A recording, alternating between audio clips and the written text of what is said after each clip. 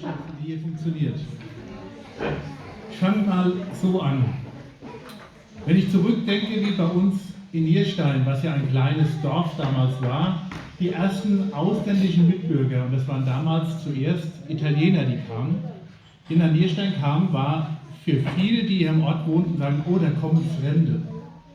Fremde, die zwar den gleichen Glauben hatten, aber sie waren fremd und hat erst jeden beäugt und wusste gar nicht, was man mit jemand anfangen sollte. Als später die Türken hier einkamen, hier nach Nierstein kamen, war es ja noch schwieriger. Man kannte die Leute auch nicht und man kannte den Glauben nicht. Man kannte mit dem Glauben noch nichts anfangen. Dementsprechend ist die Ablehnung oder das Nichtwissen immer ein Grund gewesen, sich aus dem Wege zu gehen. Heute leben wir in einer ganz anderen Welt, in einer globalen Welt, in einer Welt, wo wir wirklich über Internet, über Flüge weltweit gut verbunden sind und wo wir alles kennenlernen dürfen. Und da ist es ganz wichtig, dass wir so Tage, wie wir es hier in Nierstein haben, zum Kennenlernen, zum Verbindenlernen schaffen. Weil wir brauchen einfach die Menschen, die miteinander den Dialog eingehen, um zu wissen, was möchte der andere. Und wir sind uns sehr, sehr ähnlich. Ich glaube, in dem Raum, in dem wir uns heute befinden, ist keiner da, der den Frieden nicht möchte. Für uns gilt alle, Frieden für jeden, Hass für keinen.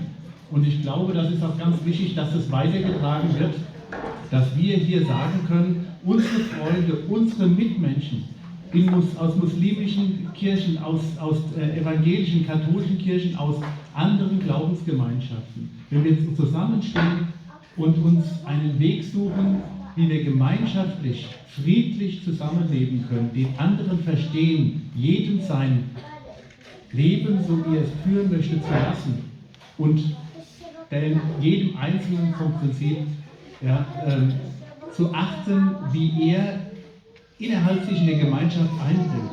Das ist, glaube ich, das, worauf wir jetzt Wert legen sollten und wo wir weitergehen müssen. Wir dürfen uns nicht von politischen Strömungen beeinflussen lassen. Wir müssen dagegen gehen und müssen gemeinschaftlich gegen solche politischen Strömungen stehen, damit das nicht wieder passiert, was in den 30er oder Ende 30er bis 1945 hier in Deutschland geschehen ist.